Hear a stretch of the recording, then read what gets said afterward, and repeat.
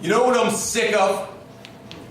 I'm sick of people telling me they're not good at poetry because they're not good with words. Yeah. Let me put it like this. Looking for poetry through words is like trying to experience a natural landscape through a map. And you can look at that map and get an idea of what's happening. There's a river here, maybe a valley there. Ooh, that canyon looks nice. And that map can hint at the beauty of the landscape, but it's just a simulation of its reality. Just as words are only simulations of poetry. You see, poetry is an expression of what is already present.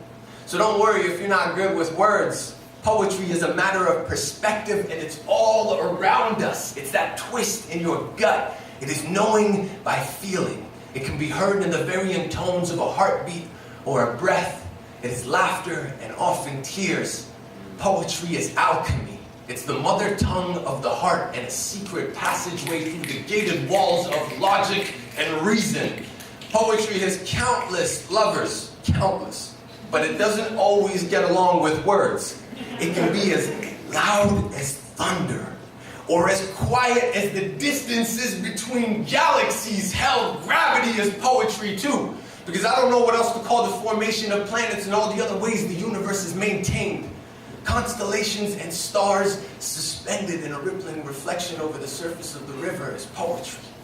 A leaf holding itself with the same poise through rain or shine is poetry. Now, don't get it twisted. It's not always pretty. A poem can be as harsh as nature and the cosmos can be unforgiving.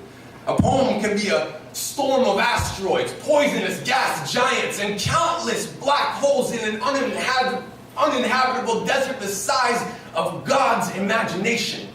And a poem can be a tiny blue planet hanging in the middle of all this. The perpetual vibration of the smallest building blocks. Poetry. Electrons that have forgotten how to stop dancing. Poetry. And the way she looks at me those days she loves me back. Pure poetry. You see, a poem is just a map, but the map is of you, and it shows in exquisite detail all the spaces that life has explored through you. Yes, a poem is just a map, but you are the beginning, the journey, and the destination. So don't tell me your poetry isn't good enough when your story is obviously good enough for life to let you live it. And if you're not good with words, it's all good.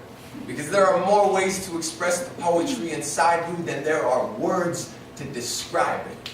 Now go out there and express yourselves. No excuses, just poetry.